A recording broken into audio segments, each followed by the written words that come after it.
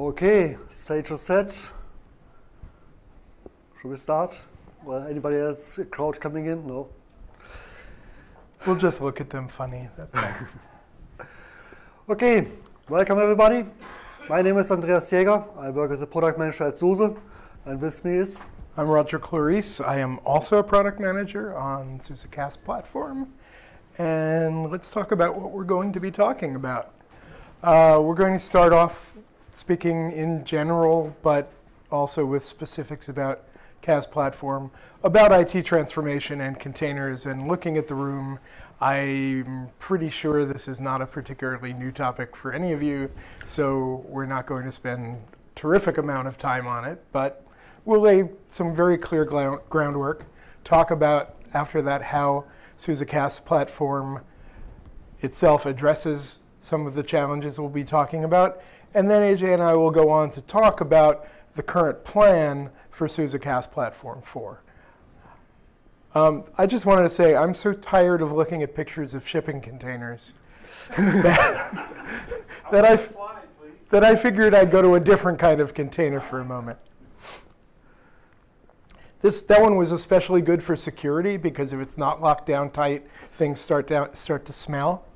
So, but okay, let's not go into that, Roger. Yeah. So there are directions in play in IT coming from business demands that are changing the way IT capabilities are built and deployed. IT infrastructure shifting from purely on-premise and purely self-maintained to, for many companies, managed services, and then on to public cloud with a mix, of course, for many, a hybrid mix of private clouds and public cloud. But even in the private space, things are now being managed not as individual servers for the most part, but the direction is toward being able to treat the compute resources on-premise as a cloud of dynamic resources as well. Deploying applications from application on bare metal on physical servers through the golden age of virtualization, I guess, where virtual machines became not only a format for isolating and running multiple applications on the same platform, but also as a software distribution approach, and then breaking that down finer for more sharing of resources, more control of how applications are deployed, but more dynamic capabilities for scaling, for fault handling to containers. The shadow of that deployment aspect is the application architecture aspect, where we move from applications that are not only running on the whole server, but are running as a single monolith, to breaking them down into tiers. So we have the web tier or the UI, we have application tier, database tier. Now to breaking that down even further and looking at each of those as a set of services or microservices. The whole idea of microservices, pretty much the only thing that's brand new about is the micro part, but we've seen the move from applications to reusable components in services, pretty much through the aughts, moving to web services, and now more finally for all application types to microservices. And the development process has gone through transformation as well, from the waterfall requirements to spec, to code, to test, to stage, to production, to agile methodology where there are deliverables throughout the process, and we don't deliver just one thing, but we deliver stages of things, each of which is useful and a basis for further development. And now integrated with that. Now, traditionally, in that case, applications were still handed over to the operations team to deploy and manage. But what we've seen is the integration of the development organization and operations with essentially a middle feature reaching into both, which is DevOps providing and managing the tools for delivering the application through its life cycle.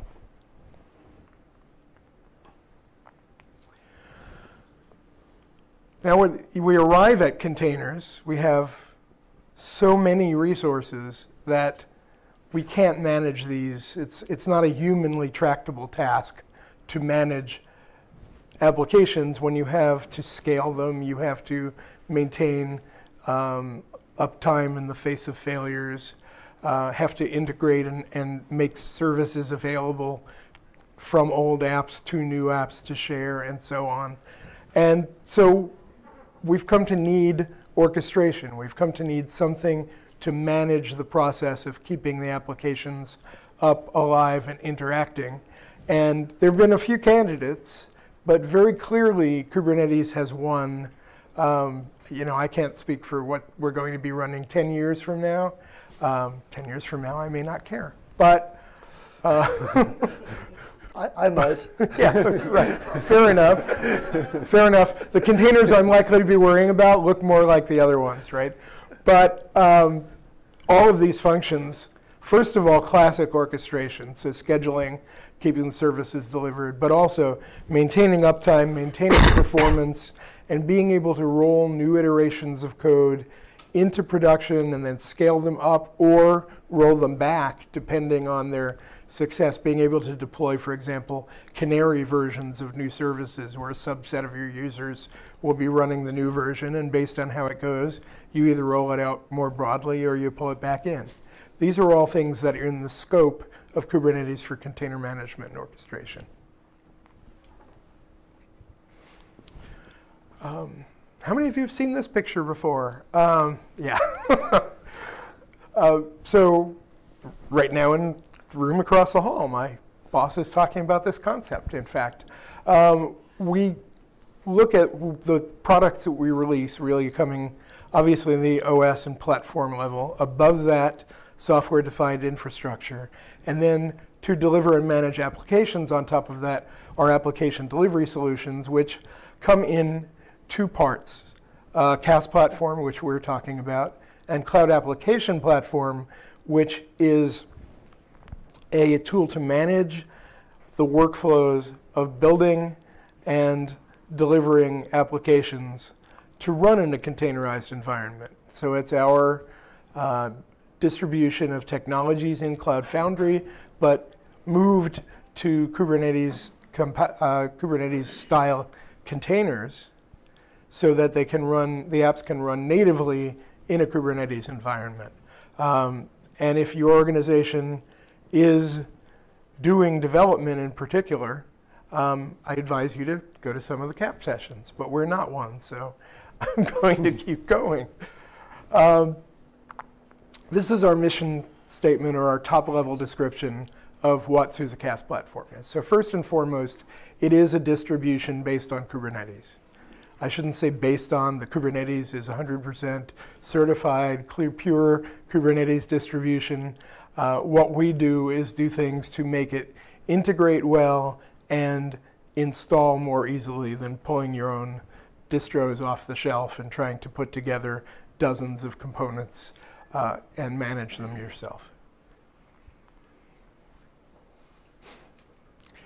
And this is a look at what I described earlier. How does this fit? How does CaaS Platform fit in the whole picture?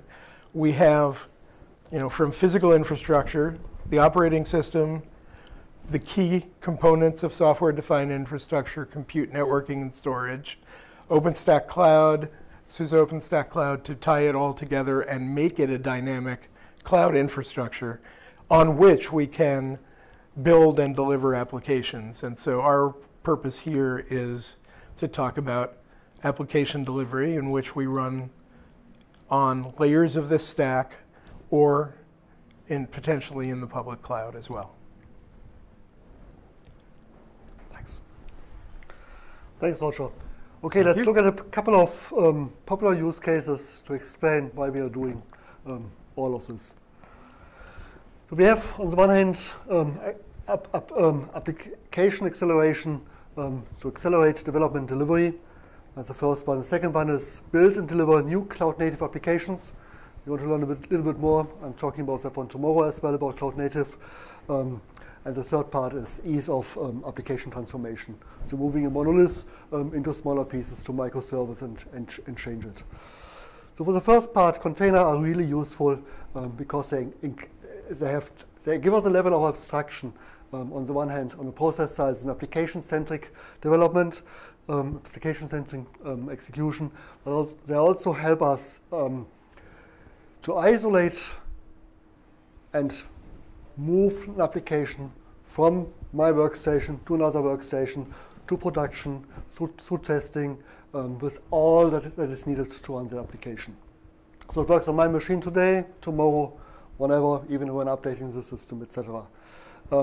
It also helps, and that allows collaboration, but it also allows to move faster because I don't need to change my environment all the time. I need to set up a single application and configure an operating system and make changes, etc. I can all do that in an automatic way and move the application with it. The good thing with containers here is as well, we have the usual approach. Engineering is moving faster and faster, and then we have the ops guys that say never change your running system. Because you have to make so many changes to our environment to take the new changes that are coming, it will break us. Things are moving too fast. And with DevOps, and especially with container, we turn that one around and gets the teams working together and gives them a solution and also gives the developers together responsibility of the whole environment of running it. That was the first case, application development delivery, to speed that up. The second part is building cloud-native applications. So in the past, if you had a monolith, you would work on all parts together: plan, code, build, test, release, deploy, and operate.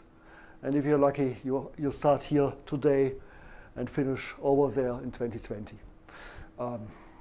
Because many parts are moving here. So instead of doing it with larger ones, we break them all into smaller parts. Each of them goes independently through the pipeline, gets developed by different teams. It allows me to scale up. I have more teams working on it. I give them smaller pieces to handle, and changes can be done on a smaller code base, much faster, and give value to the customer. So we come here to fast IT and get a much more agile approach. And containers help here as well. The approach here is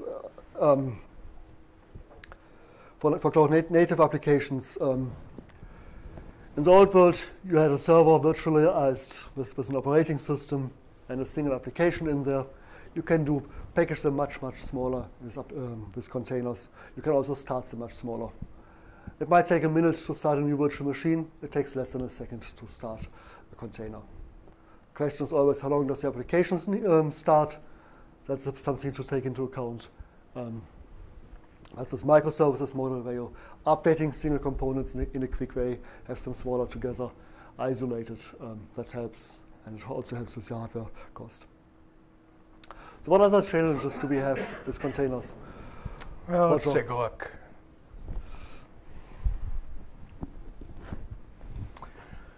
Okay. One thing is that the architecture can be distributed and it can be disparate. And then, in other words, we can be running applications across infrastructure composed of different brands of servers, different models of servers, different types of storage, differently architected networks. And we need to manage that divergence and diversity. One of the benefits of the agile process and the DevOps capabilities that are brought to bear here is that they can enable developers to innovate more rapidly and give them more freedom to do so, but it's incumbent on the tool set and on the environment to be able to make that possible. And of course, all of these create lots of change And change, if not managed and orchestrated and well understood, can really create chaos that's difficult to manage. So let's drill down. As I said a little bit earlier, we're going to have lots of different hosts that are going to be running the containers.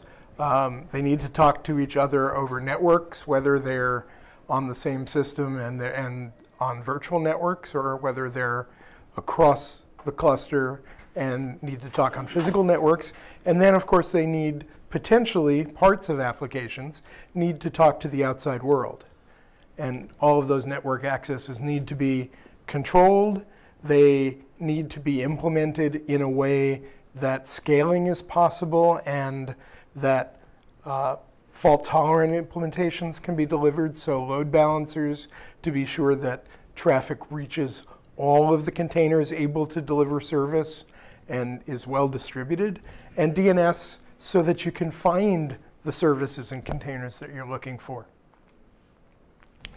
And in order to support and manage this capability, we have to be able to automatically reschedule containers and pods if they're running on a service that fails, or if the resources on the server they're running on are needed for a higher priority application.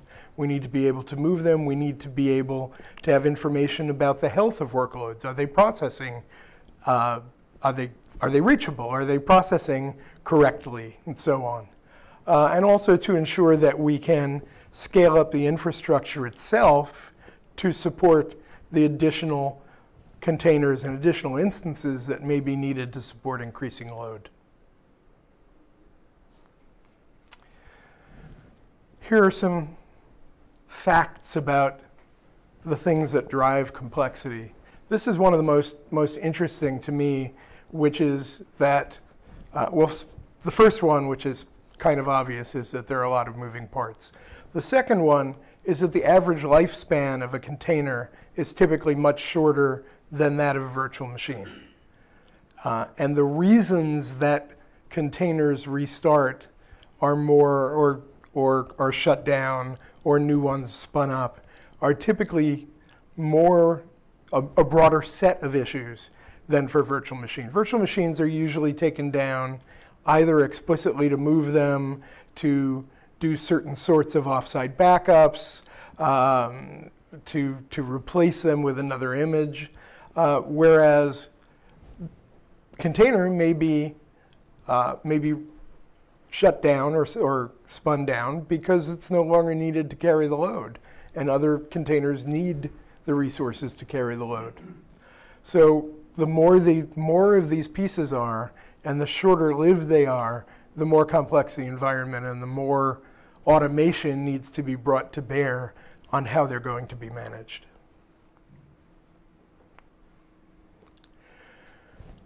So in order to bring this all together, we have SUSE CaaS Platform. Here's another way of looking. Here's our second definition. So it's Kubernetes-based container management solution. We covered that already. What are the good things about it? More easily and efficiently deploy and manage container-based applications. 3 key areas.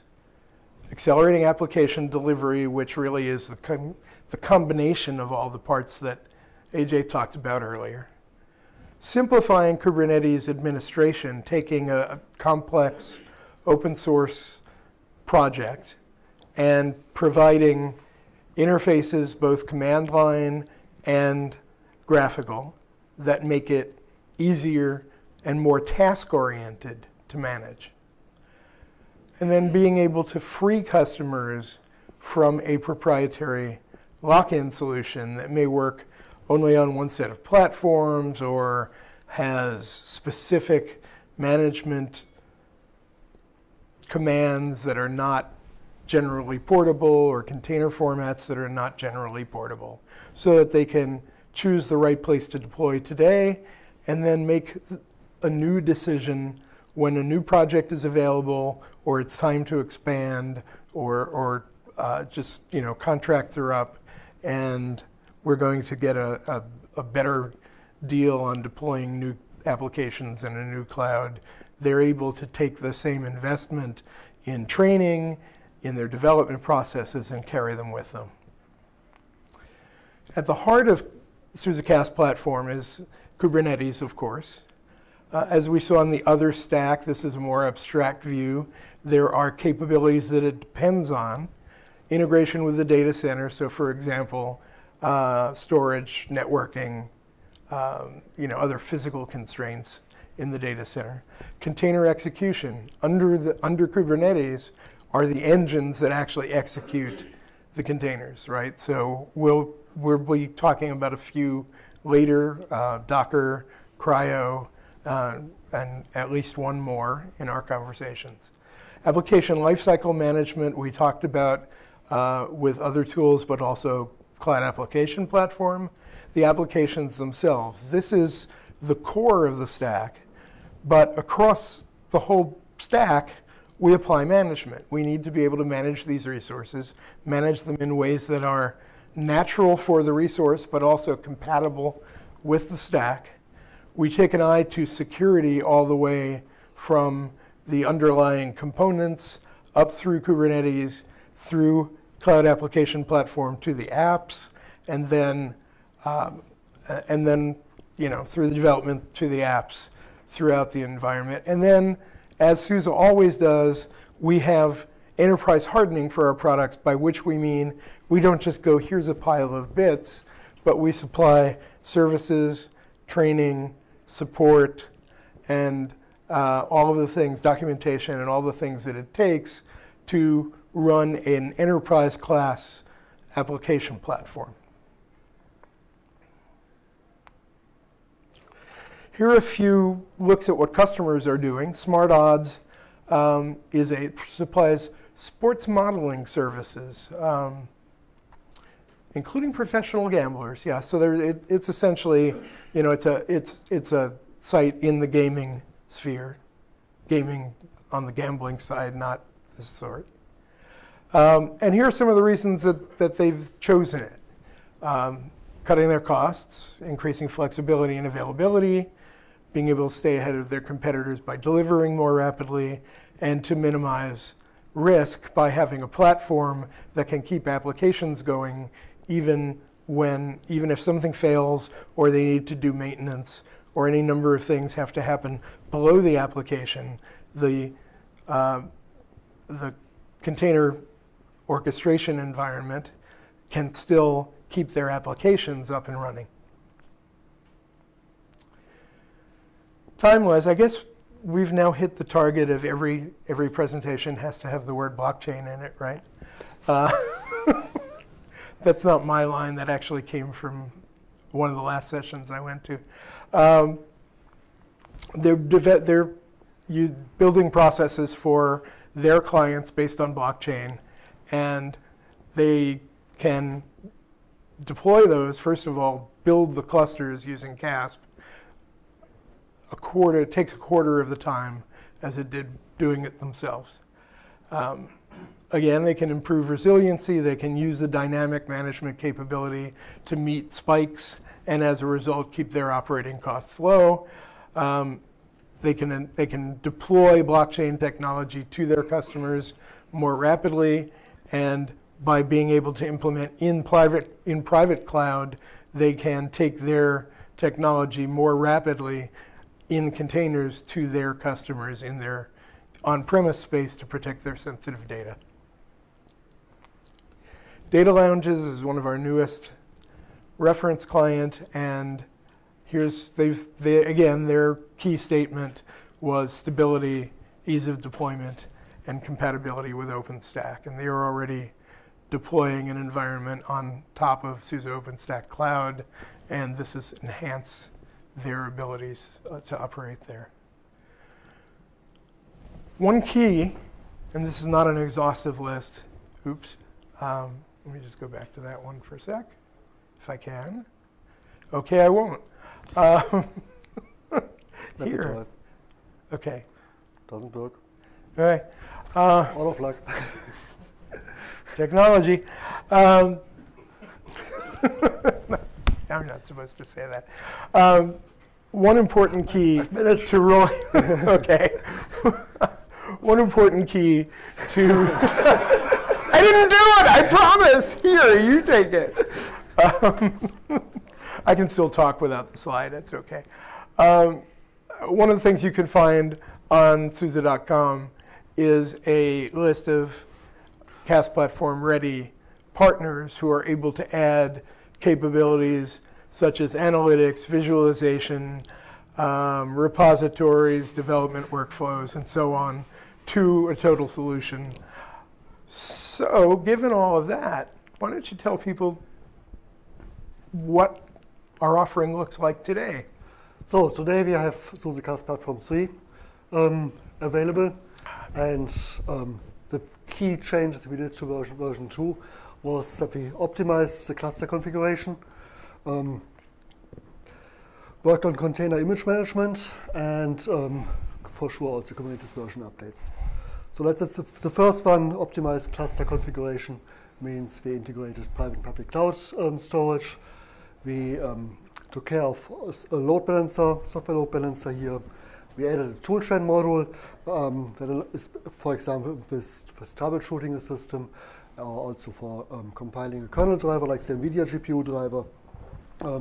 But the main part here is cluster reconfiguration. You might want to retire a node, add new nodes, add a worker node, remove a worker node, add a master, remove a master. Those things are all possible now. And so as you're using Kubernetes, as you're using SUSE CaaS Platform, you will have your load increase, and with that you can grow the cluster or shrink it, take the effective hardware out of commission and replace it with new ones. Container image management is the other central part here.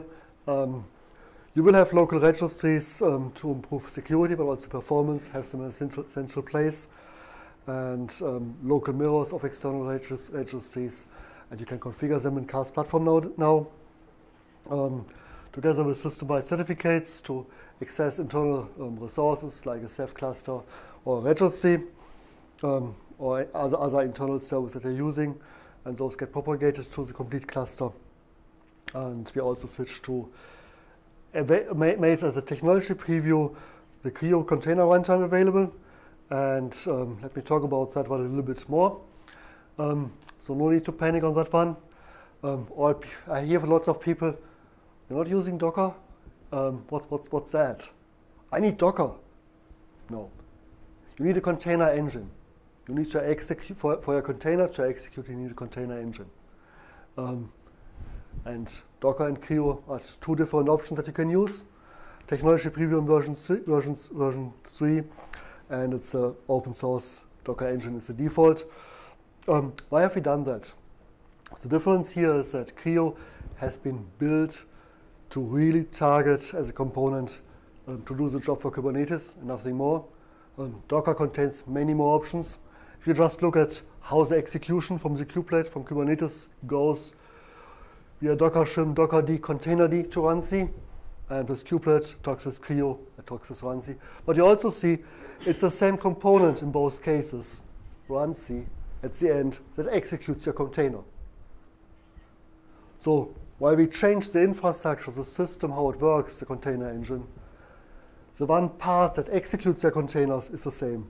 The lightweight offers a better performance, makes it easier to maintain and debug, but we're still using the OCI, the container standard compliant runC.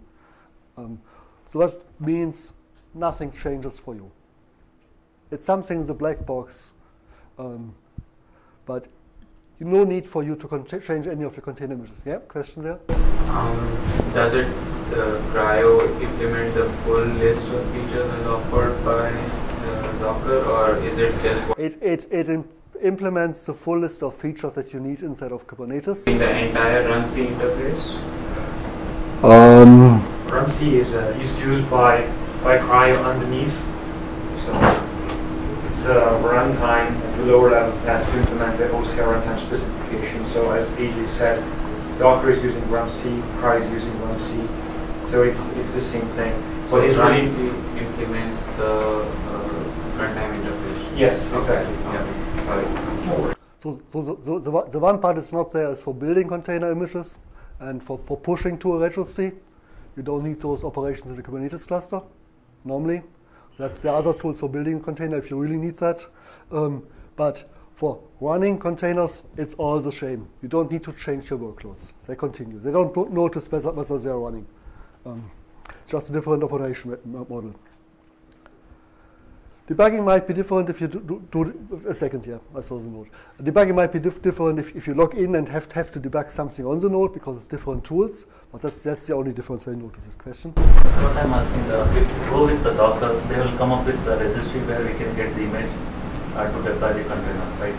So if you go with the CRI-O, where will you get the image? You have your own. It's the same way. CRI-O will connect to a registry the same way. So nothing for you to change in your infrastructure. But where will I get the registry? The registry is the same one. You can pull from Docker up, you can pull from Radio or whatever. It's the same registry, same images.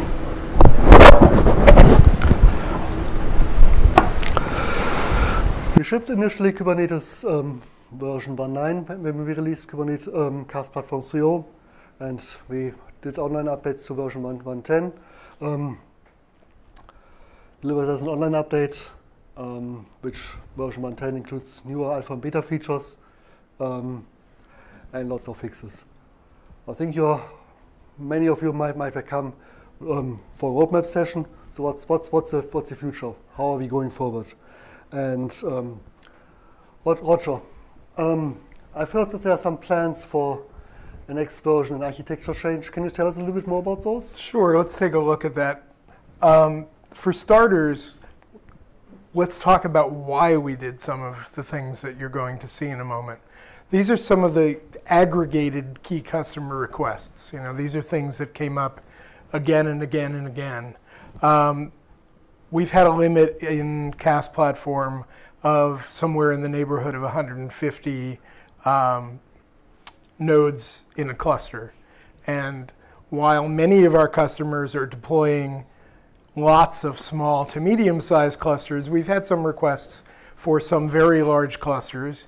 And there were some limiting factors in our approach to how we were building and maintaining internal data in the cluster that limited scalability. You may have noticed that we talked about how we released version 1.10 and Kubernetes just released 1.14, and over time we've gotten somewhat out of sync and had processes that made it hard for us to stay up to date. So we want to address that. People loved our Vellum installation UI for the first cluster or two that they installed. And then when they started wanting to install 5 or 10 or 30 or 100, they said, can we find a way to do this repeatably that doesn't require us to sit at a web UI to do it? We also have had requests for more flexibility in the operating system. In CaaS 1, 2, and 3, we delivered Kubernetes distribution tightly coupled to MicroOS, which is a version of SUSE Linux Enterprise that is limited in its contents to what is needed to run containers, and also features a capability called transactional update that makes it possible to deliver OS level updates to the system without interruption. But lots of our customers are running broader SUSE Linux Enterprise installations and want to be able to use the same deployment tools for the OS level, provide a consistent operation and administration environment. So people were looking for more flexibility in their choice of operating system pattern to run on. So, it's not like they were asking for 3 other operating systems or anything, but they were looking for some freedom to manage the operating system the way they do for their non-Kubernetes nodes. And then they're looking for the ability to monitor and look at performance, look at bottlenecks, and look at health in an easy way, consistent throughout the cluster, and have a consistent dashboard for it. So we looked at these and some other goals of ours, and that came down to, first of all, enabling an operating system environment, as I said, where they could do their own management, use the tools and processes they have. One of the things we wanted to do, especially wanted to do, was make it possible for us to update Kubernetes without forcing reboots. And the best way to do that, and also the best way to manage it in this distributed environment, was to take most of the components of our Kubernetes implementation and put them in containers themselves. We wanted to move, along with the first bullet, we wanted to be able to move to consistent installation tools. We wanted, again, the Kubernetes published tested max is 5,000 nodes. We would like to get as close to it, meaning exactly it, as possible. It may take an iteration or two, but that's our goal. One of the things that's really ironic about CASP architecture is that it's built in many ways to avoid single points of failure, but it has one, which is the admin node. And we wanted to be able to free the Bootstrap and node addition process from having this one individual single point. And in addition, it gives people a node back to work with. As applications get more complex, networks become more complex, and we need to have some control over what services can talk to other services, what pods can talk to other pods, and be able to do for the networking between containers the same sorts of things that we do for external networking. Scriptable or non-interactive updates, we want to satisfy that requirement. We want to take a more cloud-native approach to delivering the containers themselves. And finally, along with the last note, is enable. You forgot the script. Oh yeah, I did. So AJ. No, but so I switched as I should have switched on the last one. Yeah, my question to you was you wanted to do it in dialogue, but okay. Roger, forget it. I forgot. No worries. I don't have a copy of the script. He's cheating. So those were our PM goals. So right. What did engineering come up with? Okay, so let's look at that. So the architecture for a CaaS Platform 4 will initially be based on not coupling it tightly to the OS installation, but installing it on top of an operating system. And the operating system for version 4 will initially be SLES 15 SP1. And that will be initially in the traditional mode. So from SP1, you may have heard, SUSE Linux Enterprise also supports the transactional update mode that was only in MicroOS before. So initially, for 4.0, we'll support traditional mode. And it's our goal to really let you make your choice of OS version, either traditional mode, 15 SP1 in transactional mode, or there's some likelihood that we will be packaging MicroOS also for different purposes and be able to install on top of MicroOS. Now, one of the most important things that is not only limiting, but has been a heavy center of work for us, is that there's a lot of custom installation, deployment, configuration work in CASP that was built in SALT. And one of the main reasons that we built our own in SALT was there wasn't an effective upstream alternative. We would much rather be using upstream capabilities and differentiating on other things and provide a strongly upstream software experience. It helps you for compatibility, and honestly, it helps us for development. So instead of focusing on just maintaining those, we've been contributing upstream to kubeadmin and helping it get to the point where we felt we could really rely on it to do everything we need to do. So in this release, there will be, there may be some custom SALT, especially for the OS capabilities, but largely the deployment model is built around the standard upstream kubeadm. What we're replacing the admin node is cluster bootstrap with those cluster bootstrap tools, but they can run outside the cluster. So you could even run them on a laptop if you chose to. I think you probably want to keep them someplace that they're centrally available for ops, but you can do that. And we'll be upgrading to Kubernetes depending on when we ship either 1.14 or 1.15. And the target after that is to remain within sync of upstream and to have the latest available within 60 days of its availability upstream.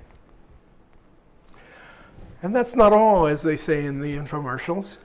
To deal with the complexity of networking, in the past, we've used a network plugin called Flannel, which provides flat networking with no policies. We will be adding for new installations another, which is Cilium, which provides network policy and essentially network structures that are not flat. So much more powerful capabilities in the network.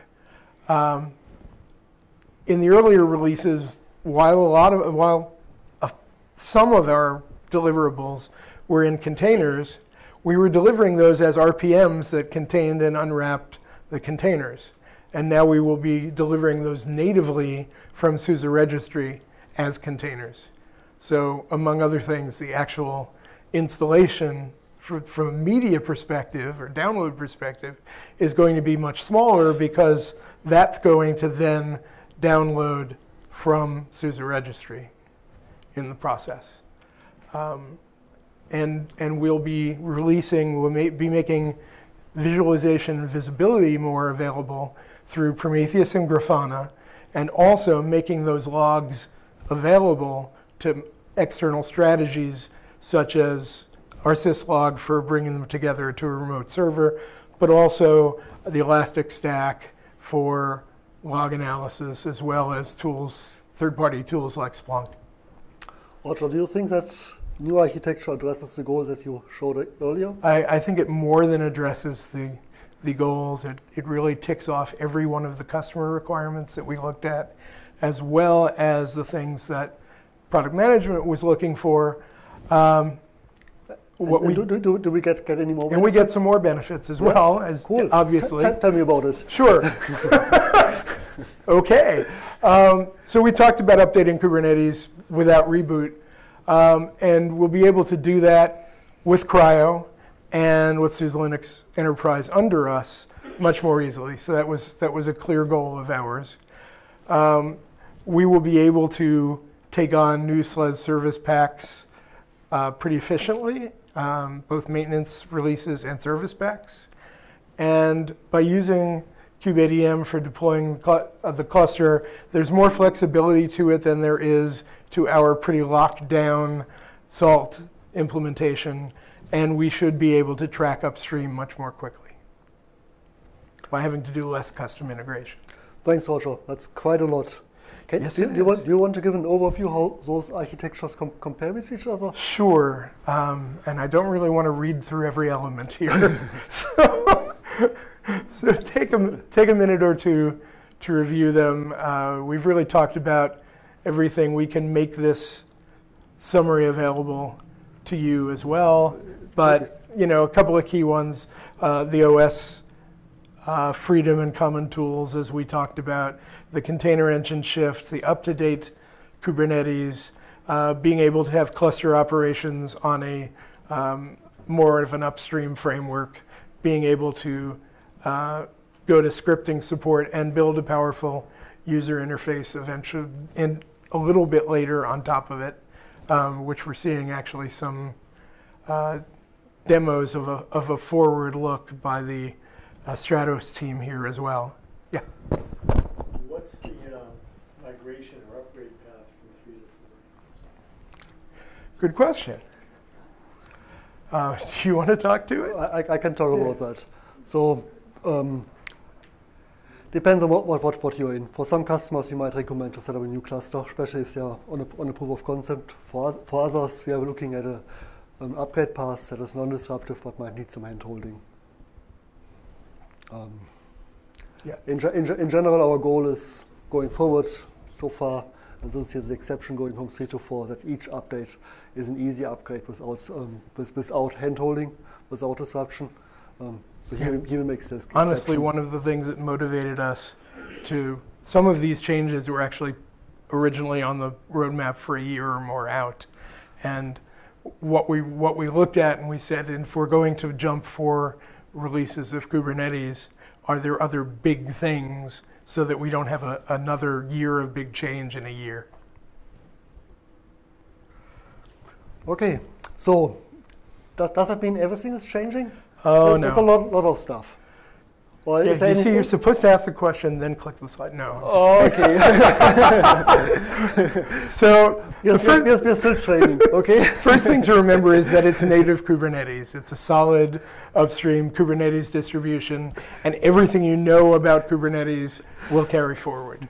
Workloads will run exactly the same way, though their networks may be more complex. The application doesn't have to think about it. That's a DevOps, not developer problem or task. Role-based access control is exactly the same as it was before. The work we did for external authentication for Active Directory, LDAP, and OIDC all carries over. Kubernetes packaging remains with Helm, or application packaging remains with Helm. Cluster-wide updates remain the same despite the typo. We introduced recently user-supplied trusted root certificates for the external interfaces for the Kubernetes API, for API server, and for DEX, the directory server. Those will continue. Storage integration will be as it is. So most of the infrastructure and most of the things that are directly visible at runtime are identical. You mentioned before that we want to release Kubernetes whenever it comes out. Yeah. So how will releases look in the future? Well, let's let's look. I can't do this off the top of my head. The idea is that the idea is, of course, we'll track Kubernetes quarterly. We're changing the major release number to reflect all the significant architectural change. I couldn't tell you at this point when a 5.0 will show up on that calendar, but no need to worry about it at this point. It will be an easy upgrade. Yes, it will be an easy upgrade. And as you see, we'll be tracking quarterly releases. They are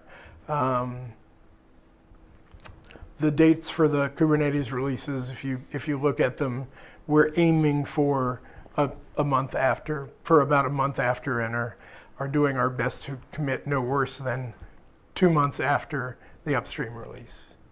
But I know it's still a plan. So right. Next year at next SUSECON, please come and challenge us whether we execute on the plan. Right. And whether that all worked out. We still need some more internal alignment.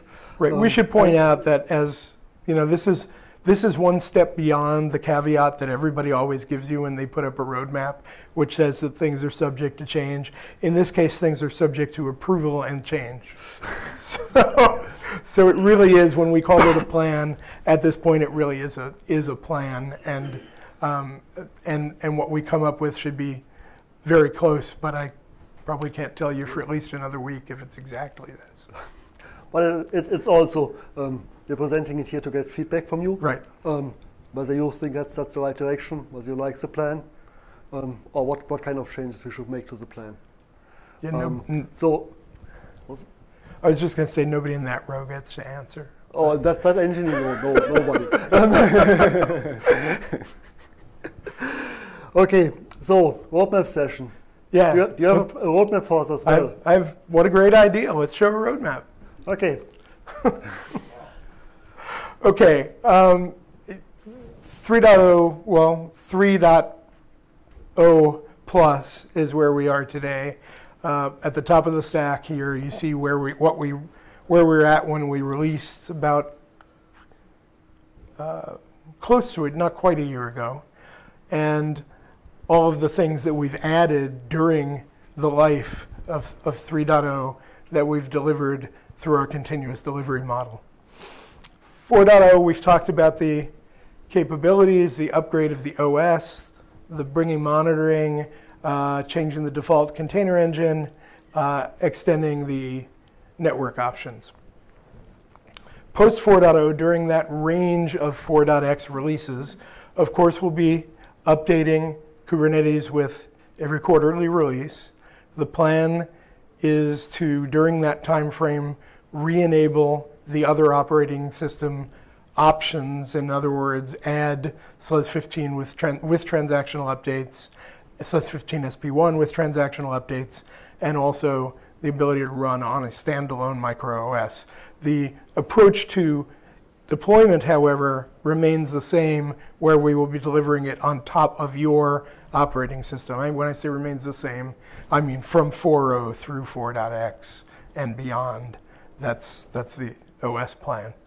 So things we're looking at during the 4.x range is adding network plugins, and Courier was one that was specifically pointed to. One thing that we've had many customers looking for, and partners, is GPU enablement, being able to take GPUs that are available through SUSE Linux Enterprise and make it possible for us to enable containers to see the GPUs and identify which pods and containers need GPU access, which servers have GPUs to support and sustain scheduling of HPC, AI, and machine learning workloads on CaaS Platform. Why are you, for me, this has a very high priority, GPU enablement. Automotive or autonomous driving and stuff like this. Why is it coming through? Because it doesn't fit there. Because we simply don't have the resources to do it here. Okay. But it disqualifies CaaS for many projects right now. Yeah, and we're going to do that as soon as possible, and we've done proofs of concept where it works fine. It's productization, it's getting things like installation of the closed source NVIDIA drivers into the flow of provisioning the additional nodes. Most of what we have left to do is deployment and integration work. We've run workloads just fine. So, I mean, it's just, we're looking at about a quarter after the release and maybe less. ISIO is a service mesh, which makes it possible to build more complex, not only pod to pod, but also potentially cluster to cluster and more complex networking environments, and building applications that know and carry their communications with them. Kata containers. This is an interesting idea that came out of Intel but is being delivered for multiple CPU architectures. And this is essentially to take, what people love about virtual machines. One of the main reasons people use virtual machines is to provide strong isolation. And that strong isolation is generally enabled today by using the hardware virtualization support in the CPUs. And what Intel did, and others have supported them in this project, is to take essentially a very slimmed down hypervisor that doesn't need direct device emulation support, and basically make it the thin candy shell on the outside of a container. And with this, they will gain more isolation for badly behaved applications, sensitive applications, protection from noisy neighbors, while still being nearly as lightweight as other containers. Sorry for the... And bringing on transactional updates as well. Probably the biggest feature to come after this, besides OS service pack support, and you notice it's not a rich shopping list because we need, we're working in a largely agile sense as well, and want to be able to meet market needs, customer needs as they come up and have some bandwidth to address them in. So this isn't a complete checklist of everything we intend to do in these releases.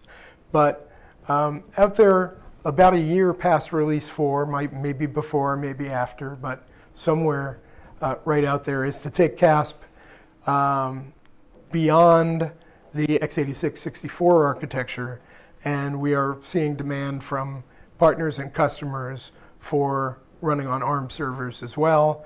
The OS, of course, already does. The container engine already does. So that will be the next major step, would be the addition of the ARM platform for CASP.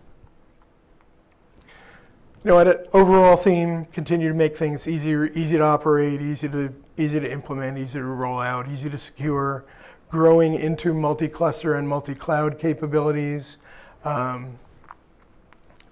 Obviously, customers are looking for this, and we're hearing really two different requests for multi-cluster, multi-cloud, or federation. Most people are looking to be able to run clusters, multiple clusters in multiple locations, whether they're on-premise or they are third-party Kubernetes, say public cloud Kubernetes distributions, and be able to monitor them, deploy workloads to them, et cetera, from the same console. Behind that is for far fewer customers, is the more complex type of federation, which involves actually running a workload that either runs across private and public cloud, or across public clouds, or is on-premise and bursts into the public cloud. At this point in people's wish lists, that's big in future views, and not that big in things that most people are asking for us for right now. So we have an eye on the federation issue, but we're going to address what people are asking for more, which is multi-cloud, multi-cluster management from a single pane of glass, and potentially from a single set of repositories. Thanks, Roger. We at SUSECON here. Do you have any recommendations, one or two, for learning more about containers and SUSE CaaS Platform here? I do not have one or two. I have about 17. I looked at the format. We had the some related content slides, and I started going through them, and I couldn't pick out a set that was small enough to put on one slide. So we have some related content here. Let's see which ones. Ignore the ones that have passed, but yeah, let's forget this slide. But many of these, there's a good typo. But many of these have Thursday and potentially Friday sessions. We didn't know when we were going when we drew these up. And so there's more related content. And then there's still more related content with sessions on Thursday. And of course, if you want to see it in operation and you want to ask questions that come up as you watch it run, visit the Kiosk and Technology Showcase for a demo. Hey, Chris, when are you working next? When does it open next? Yeah, exactly. Tomorrow, 7:30. Yeah, but tomorrow, 7:30 is when I'm working there next. And also, I didn't talk directly about the Cubic project. If you think about it, Cubic is the OpenSUSE Kubernetes distribution. So many of the things that we're doing either first in Cubic, or the OpenSUSE team are doing some of those things first in Cubic, and we're using it for some learnings and some of our potential directions, some of our potential code. And please visit the Cubic folks in the Developer Lounge. Okay.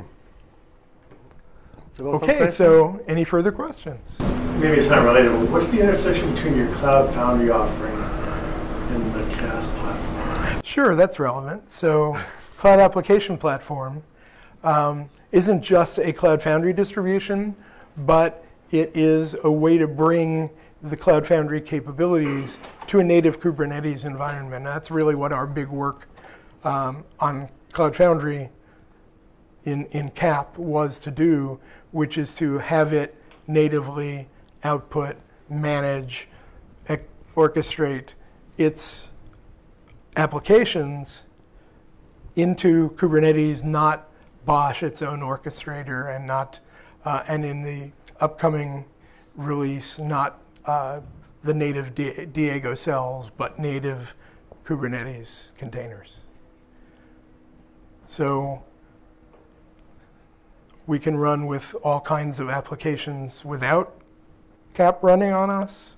We love to run with CAP running on us for 12-factor and related applications. CAP can run on public cloud Kubernetes as well as on ours. Yeah. I had a couple questions. You said earlier, I think I thought you said that you could install this on top of SLS 15. Yes. 15 SP1. Yeah. But it's also distributed as a ready product. You don't need to have install first. It'll have an entitlement. It will still have an entitlement for SLS 15 SP for SLS 15, and there will be integration, so there can be a one-stop installer.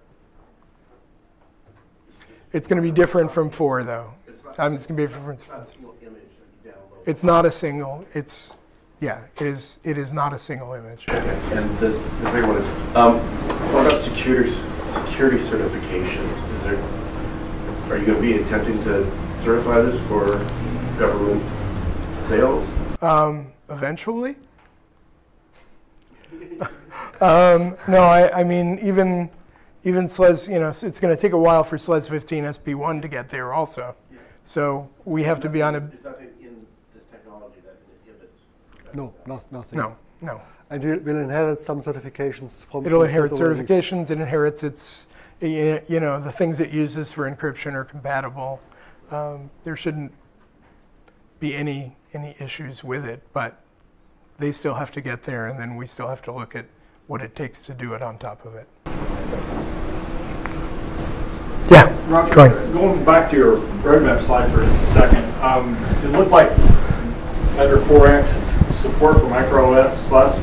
So it's looking like we're going to be building on top of SLE 15 and then go back to microOS? Not necessarily go back to microOS, but there's been a push for other reasons, for non-CASP reasons, to make microOS available as a product. And if that happens, we intend to be able to install on it. Okay. And we will also be able to install post 4.0 on SLES 15 SP1 in transactional update mode. Okay. So it's just, we want all three. We needed to pick a place to start, and our customers were driving us to traditional 15 SP1. Yeah. In regards to GPU, is there a technical limitation that you have to overcome? Or, for example, we're running GPUs in upstream Kubernetes today. Is that more just a certification timeline versus something that SUSE is doing specifically to enable GPUs? No, I mean, we're good in the OS. We're good in Kubernetes itself. I mean, we can use tag states and tolerances to say where things run, and that all works fine. It's really in providing the more seamless and easier deployment of nodes with GPUs, while we can't, because of the closed source, we can't ship the NVIDIA drivers. So we just have to have a smooth process for accessing the NVIDIA registries and repositories and installing the drivers and identifying the nodes correctly. So here's the project management aspect. We also need to test this. We need to ramp up QA resources. We need to ramp up training material. We need to train our frontline on this. So while the technical enablement is one thing, all these other steps in order to support and maintain it still need some time. Good. Yeah, I just want to make sure it wasn't a technical issue. No, I mean we haven't. We're doing it already. So. Yeah, no, we've done it. We've done it for a couple of proofs of concept already. but that was by having somebody nail it together. Yeah, that makes sense. Yeah. Anybody else? Yeah. Yep. A follow-up question to that. Maybe I'm wrong, but as far as I know, you need to have kernel modules loaded for the NVIDIA driver. Mm-hmm. Have we solved that problem, or is it like how is that handled? One of the really nice things about this is I get to point at Alessandro and say, "Gee, did you fix that?" Who's the PM for GPUs and AI and machine learning? As far as I know, and I was on site at NVIDIA with him for a week, the being able to do the installation to the OS has pretty well been nailed down, though it's not shipping yet. Hey, Joe. In one of the earlier slides, I saw mention that CaaS could serve as an alternative to OpenStack. And I was wondering, if you guys had any guidance on when is CaaS truly an alternative to it versus something you should use in conjunction with it? It really depends on the use cases you have. With OpenStack, you have the advantage of OpenStack is virtual machine centric on that level. You can run CaaS platform in Kubernetes in general inside those virtual machines. And you might want to do that if you have managing lots of virtual machines or want to have multiple clusters running. On the other hand, there are also projects. If you are a pure container workload, you can run them on virtual environment on bare metal, just with CaaS platform. If you're thinking of managing virtual machines with Kubernetes, there are projects for that as well. And if you're interested in that, then let's talk about that. Let's talk about the use case, etc. And right now, I'm not seeing us that we are replacing, in general, OpenStack with Kubernetes. But let's see what happens in 5 years and what use cases we're looking at for some of that. But in cases that we've looked at, the limitations right now are really around how broad the storage support is and some of the network aspects. Yeah, multi-tenancy as well, but multi-tenancy is an issue for some, not on premise for you anyway. Anybody else? Okay, thank you so much. Thanks.